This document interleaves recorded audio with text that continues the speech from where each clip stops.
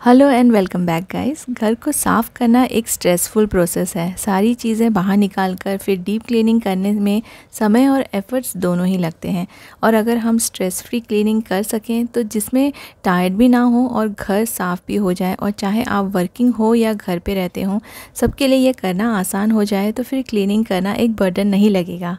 कुछ tips share करूंगी जिससे घर की साफ़ सफाई आप स्ट्रेस फ्री होकर और कम से कम एफ़र्ट लगा के ईज़िली कर पाएंगे। तो स्टार्ट करते हैं घर की सफाई, जिसमें आपको लगेगी बिल्कुल कम मेहनत और कम समय। साथ साथ में आप मुझे फॉलो कर सकते हैं इंस्टाग्राम और फेसबुक पे। ये एक बहुत ही पुरानी टिप है जो काफ़ी लोग इसको यूज़ करते हैं। मिरर को न्यूज़पेपर से साफ़ करते हैं, लेकिन जब भी हम मिरर को न्यूज़पेपर से साफ़ करते हैं ना, तो आपने ये एक्सपीरियंस ज़रूर किया होगा कि उसका कुछ ना कुछ पार्ट ना मिरर में चिपक के रह जाता है। कभी इंक रह जाती है, कभी पेपर एकदम गीला होके छोटे छोटे पीसेस नीचे गिर जाते हैं और थोड़े थोड़े से पार्ट इसके मिरर में रह जाते हैं, और उसके बाद ना कपड़े से पोंछना ही पड़ता है। तो आप न्यूज़पेपर के बदले आप इस तरह के नैपकिन्स यूज़ कीजिए। पेपर नैपकिन्स या फिर जो किचन टॉवल पेपर हम यूज़ करते हैं, उसको भी आप यूज़ कर सकते हैं इसको वाइप करने के लिए। तो बस आप जो भी स्प्रे यूज़ करते हैं, जैसे मैं कॉलिन यूज़ करती हूँ मोस्टली अपने मिरर्स को क्लीन करने के लिए, स्प्रे कर दीजिए। और फिर आप न्यूज़पेपर और कपड़े के बदले इस तरह के टिश्यू पेपर यूज़ कीजिए। इससे आपका मिरर ना बहुत ही अच्छे से शाइन करने लगेगा, एकदम क्लीन हो जाएगा, बिल्कुल दाग धब्बे जितने भी हैं ना, सब निकल जाएंगे। अपने वार्डरोब्स के मिरर्स को मैं इस तरह से ही क्लीन करती हूँ, टिश्यू पेपर्स यूज़ करती हूँ, और बहुत ही अच्छे से कम समय में बिल्कुल भी एफर्ट नहीं लगता है, अच्छे से क्लीन हो जाते हैं। और इसी चीज़ को अगर आप न्यूज़पेपर या किसी कपड़े से पोंछेंगे ना, तो आपको बार बार एक ही जगह पे पोंछना पड़ेगा, उससे आपका समय भी वेस्ट हो जाएगा। और जो बाथरूम के मिरर होते हैं उनको साफ़ करना तो और भी ज़्यादा इजी है। बस आप स्प्रे कर दीजिए। मैंने कॉलिन में थोड़ा सा पानी मिलाया है, क्योंकि कॉलिन फिर बहुत ज़्यादा सोपी हो जाता है, तो मैंने इसमें पानी मिला के स्प्रे कर दिया है। और एक वाइपर से बस मैं ऊपर से नीचे इसको क्लीन कर दूँगी। ना कोई कपड़ा इसमें यूज़ करने की ज़रूरत है और ना ही कोई नैपकिन यूज़ करने की ज़रूरत पड़ेगी। हमारे घर में ऐसे कई सारे फर्नीचर्स होते हैं जिसके पीछे स्विच बोर्ड्स होते हैं, और कई सारे हम वायर्स उसमें यूज़ करते हैं, स्पेशली टीवी टेबल के पीछे। तो ना मेरे यहाँ भी टीवी टेबल के पीछे बहुत सारे वायर्स लगे हुए हैं जो कि अलग अलग चीज़ों के हैं, और इनमें ना बहुत सारा डस्ट जमा हो गया है। तो इसको क्लीन करना भी एक बहुत ही मुश्किल काम है, एक एक वायर। तो मैंने ना सबसे पहले वैक्यूम क्लीनर से जितना भी ऊपर ऊपर का डस्ट था वो मैंने निकाल दिया है। इससे काफ़ी जल्दी से डस्ट पूरा रिमूव हो जाता है। और एक स्पैचुला मैं यूज़ करूँगी यहाँ पे, और एक पुराना कपड़ा लिया है, इसके ऊपर इसको अच्छे से लपेट लूँगी। आप चाहे तो इसको रबर बैंड से अच्छे से टाई कर लीजिए। मैंने एक रस्सी की हेल्प से इसको टाई कर लिया है, और बस इसको थोड़ा सा गीला कर लीजिए। और स्विच बोर्ड है, इसीलिए आप यहाँ पे साफ़ करने के पहले सारे के सारे स्विचेस को ऑफ़ कर दीजिए और सारे वायर्स पहले निकाल दीजिए, क्योंकि ना फिर ये सेफ़ली आप यहाँ पे क्लीनिंग कर पाएंगे। और इन सबको मैंने रिमूव कर दिया है, और फिर मैंने इसको बहुत ही हल्का सा गीला किया है, ज़्यादा गीला नहीं किया है, क्योंकि स्विच बोर्ड है यहाँ पे। और हल्का सा गीला करके फिर ये ना फटाफट से क्लीन हो जाएगा, क्योंकि स्पैचुला का शेप ऐसा रहता है, तो उस पर कपड़ा लगा हुआ है, तो ये बहुत ही आसानी से क्लीन हो जाएगा और बहुत ही कम समय इसमें लगेगा। वायर्स और स्विचेस के साथ साथ टेबल के पीछे का पोर्शन भी मैं साथ साथ में क्लीन कर रही हूँ, और इसी सेम कपड़े से ही मैं क्लीन करूँगी। और ये पूरा अच्छे से साफ़ हो गया है। और जब ये साफ़ हो जाता है ना, तो बस आप ये कपड़े को रिमूव कीजिए, और इसको आप चाहे तो थ्रो कर सकते हैं या फिर आप इसे धोकर भी यूज़ कर सकते हैं, क्योंकि ये वेस्ट कपड़ा था, इसलिए मैं इसे दोबारा यूज़ नहीं करूँगी। और बस यहाँ पर जब क्लीनिंग मेरी हो जाएगी तो इसको मैं निकाल के थ्रो कर दूँगी। पुराने कपड़े रखती हूँ जो कि ऐसी साफ़ सफाई में काम में आ जाते हैं काफ़ी, और बार बार फिर उनको धोने की ज़रूरत नहीं है, क्योंकि वेस्ट कपड़े हैं, तो आप उनको फेंक भी देंगे तो कोई प्रॉब्लम नहीं होगी। और जो टीवी टेबल के पीछे का एरिया था वो अच्छे से साफ़ हो गया है। ऊपर के जो कैबिनेट्स होते हैं, चाहे वो आपके किचन के हों या किसी और रूम के हों, उनको क्लीनिंग करना थोड़ा सा डिफ़िकल्ट होता है।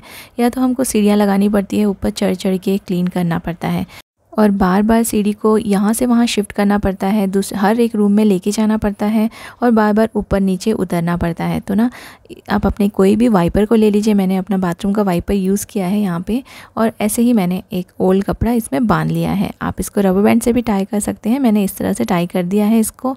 और कोई भी स्प्रे जो भी आप यूज़ करते हैं अपने कैबिनेट्स को वाइप करने के लिए नॉर्मली, या आप सिंपल पानी से भी वाइप कर सकते हैं। तो बस स्प्रे कर दीजिए इस वाइपर के ऊपर, ऊपर, कपड़े के ऊपर, या फिर आप डायरेक्टली कैबिनेट पे थोड़ा स्प्रे कर दीजिए।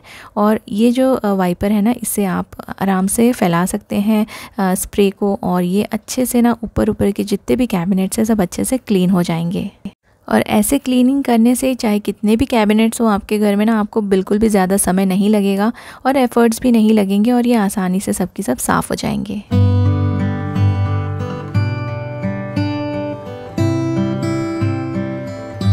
सीढ़ी पे हम रोज़ ही मॉपिंग करते हैं, लेकिन इसके जो कॉर्नर्स होते हैं ना, ये डेली के मॉपिंग में, डेली की क्लीनिंग में साफ़ नहीं हो पाते हैं, और इनके अंदर में ना सारी गंदगी जमा होती जाती है। तो इसके लिए भी मैं सेम वाइपर यूज़ कर रही हूँ, सेम कपड़ा यूज़ कर रही हूँ, और स्प्रे कर दिया है मैंने अंदर।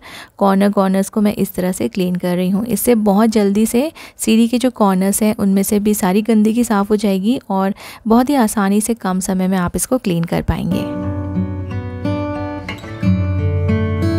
हमारे किचन में ही ऐसी कई सारी चीज़ें होती हैं जिसको हम अपने घर की क्लीनिंग करने में यूज़ कर सकते हैं, जिससे कि ना घर की सफाई करना आसान भी हो जाता है।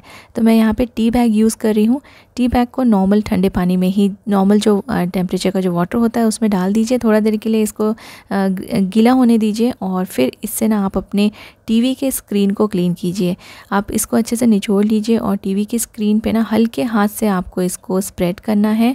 और ये वाली जो क्लीनिंग है ये आप डेली मत कीजिए। डेली आप टी बैग्स को यूज़ करने की ज़रूरत नहीं है। 15 या 20 डेज़ में एक बार आप इस तरह से अपने टीवी के स्क्रीन को क्लीन कीजिए, और इसके बाद ना ये पूरी अच्छी तरह से स्प्रेड हो जाएगा। फिर आप नैपकिन ले लीजिए, टिश्यू पेपर ले लीजिए, और उससे फिर हल्के हाथ से आप अपने टीवी के स्क्रीन को वाइप कर लीजिए। आपका जो स्क्रीन है ना वो बहुत ही अच्छे से शाइन करने लगेगा और बहुत अच्छे से साफ़ हो जाएगा।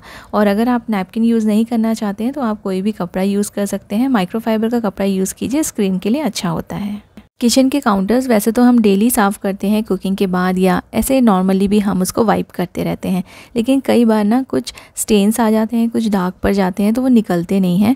तो उसके लिए मैं एक बहुत ही अच्छा सा स्प्रे बना रही हूँ। कुछ भी नहीं करना है आपको, पानी में थोड़ा सा जो फैब्रिक कंडीशनर होता है ना उसके कुछ ड्रॉप्स डाले हैं। तो ये वाला जो सॉल्यूशन है, ये स्प्रे आप कई सारी जगह पे यूज़ कर सकते हैं क्लीनिंग के लिए, क्योंकि इससे ना सिर्फ सफाई ही नहीं होगी, इससे एक बहुत ही अच्छी सी खुशबू भी आएगी। और जहाँ भी आप इसको यूज़ करेंगे ना, आपके घर में बहुत ही अच्छी सी फ्रेगनेंस भर जाएगी। तो इसको आप एज अ क्लीनिंग एजेंट भी यूज़ कर सकते हैं, और आपको अगर अपने घर में बहुत अच्छे से एक अच्छी स्मेल चाहिए, आपको एक अच्छा फ्रेगनेंस चाहिए, तो आप उसके लिए भी इसको यूज़ कर सकते हैं। कर्टन्स में भी अगर आप इसको हल्का सा स्प्रे कर देंगे ना, तो आपका जो रूम है ना उसमें बहुत अच्छी खुशबू आएगी। तो यहाँ पर मैं इसको काउंटर क्लीन करने के लिए यूज़ कर रही हूँ। बहुत अच्छे से एक शाइन आ जाती है इसको यूज़ करने से, और खुशबू भी बहुत अच्छी आती है। किचन के काउंटर पे कई बार ऐसे वाटर स्टेन्स भी पड़ जाते हैं। हम कुछ कप्स रखते हैं, कुछ बर्तन रखते हैं, तो ये वाले जो स्टेन्स रहते हैं ना, ये रिमूव बिल्कुल भी नहीं होते हैं। अगर आप नॉर्मल इसको वाइप करेंगे तो ये ऐसे ही रहेंगे। ऊपर की लाइट आ रही है इसलिए शायद आपको ये क्लियरली दिख नहीं रहा है, लेकिन यहाँ पे एक बड़ा सा स्टेन हो गया है वाटर का, और यहाँ पे मैं कुछ पानी के जग वगैरह रखती हूँ ना, तो उसकी वजह से ये स्टेन हो गया है। तो उसके लिए भी ये सेम जो मैंने अभी बनाया ना स्प्रे, उसको आप यूज़ कीजिए। और इसमें मैंने सिर्फ जो फैब्रिक कंडीशनर है वो मिक्स किया है पानी में, और उसको ना आप स्प्रे कर दीजिए, और एक माइक्रोफाइबर के कपड़े से इसको अच्छे से रगड़ के साफ़ कर दीजिए। ये जो स्टेन्स हैं, वाटर स्टेन्स निकल जाएंगे आपके काउंटर पे से, और एकदम क्लीन हो जाएगा काउंटर। और ये सारे स्टेन्स ना नॉर्मल जब आप वॉश करेंगे ना तो उससे नहीं निकलते हैं। तो ये वाला स्प्रे ज़रूर ट्राई करके देखिए, बहुत ही आसानी से जो स्टेन्स हैं वो निकल जाएंगे।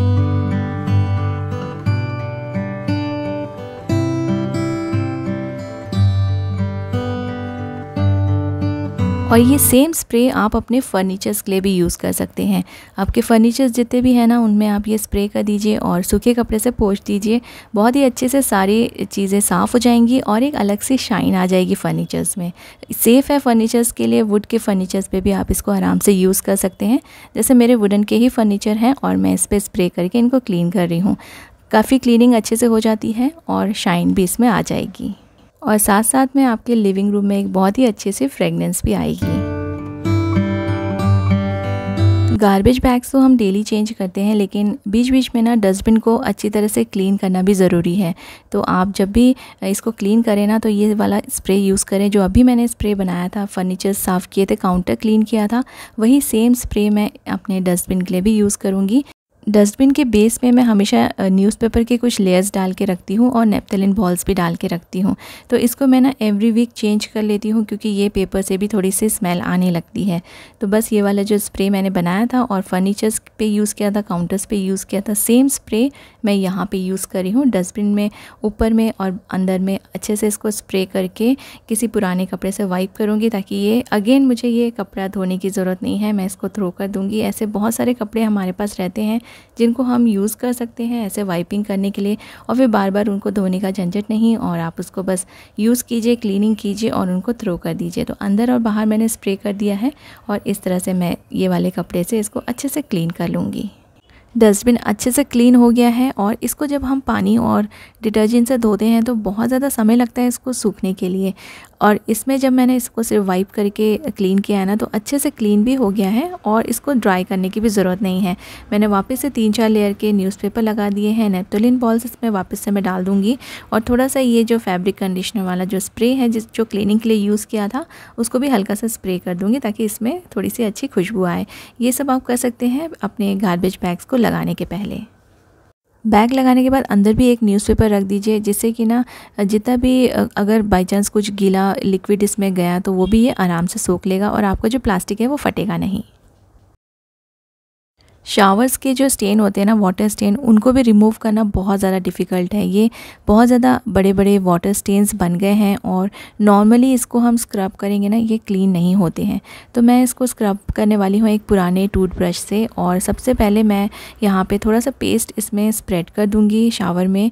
और ऐसे आप कोई भी पेस्ट यूज़ कर सकते हैं जो भी आप नॉर्मली यूज़ करते हैं अपने घर में, और कोई भी आप पुराना टूथब्रश ले लीजिए और बस इसको ना अच्छे से स्प्रेड करके थोड़ा सा आप इसको स्क्रब कर दीजिए। तो टूथपेस्ट आप स्क्रब करते जाएंगे तो इसके जो वाटर स्टेन्स है ना वो इजीली रिमूव हो जाएंगे। और अगर नॉर्मल आप साबुन से इसको स्क्रब करेंगे तो आपको बहुत ज़्यादा स्क्रबिंग करना पड़ेगा और इसमें बहुत ज़्यादा समय भी लगेगा। टूथपेस्ट और ब्रश की हेल्प से ना ये काफ़ी जल्दी से क्लीन हो जाते हैं। स्क्रब करने के बाद मैंने 5 मिनट इसको ऐसे ही छोड़ दिया था और एक बड़े वाले ब्रश की हेल्प से इसको शावर को ऑन कर दीजिए और फिर उसी पानी से ना ये पूरा का पूरा क्लीन हो जाएगा अपने आप। इसमें भी आपको बहुत ज़्यादा टाइम नहीं लगेगा क्योंकि शावर ऑन कर देंगे तो उसी पानी से ही आराम से क्लीन हो जाएगा।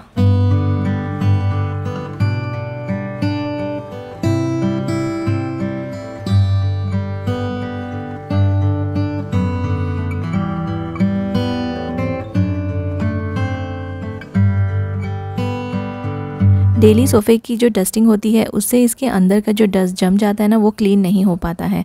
तो यहाँ भी मैं एक स्पैचुला ही यूज़ करूँगी और उसके ऊपर मैंने अगेन पुराना कपड़ा मैं इसको टाई कर दूँगी और इसको ना मैं पूरे जितने भी गैप्स हैं सोफ़े के उसके अंदर अंदर इसको मैं लेके जाके क्लीन करूँगी। तो बहुत ही आसान रहेगा, आपको बहुत ज़्यादा मेहनत नहीं लगेगी। बस इसको आप गैप्स के अंदर डाल दीजिए और आपका जो जितना भी डस्ट है ना वो निकल के ऊपर इसमें चिपक जाएगा और सोफ़ा अंदर से बहुत ही अच्छे से क्लीन हो जाएगा। क्लीनिंग एक टाइम कंज्यूमिंग, स्ट्रेसफुल और बहुत ही डिफ़िकल्ट टास्क है, लेकिन जो टिप्स मैंने आज आपके साथ शेयर किए हैं उनको आप फॉलो कीजिए, आपके घर की साफ़ सफाई बहुत ही आसानी से हो जाएगी। Thank you so much for watching.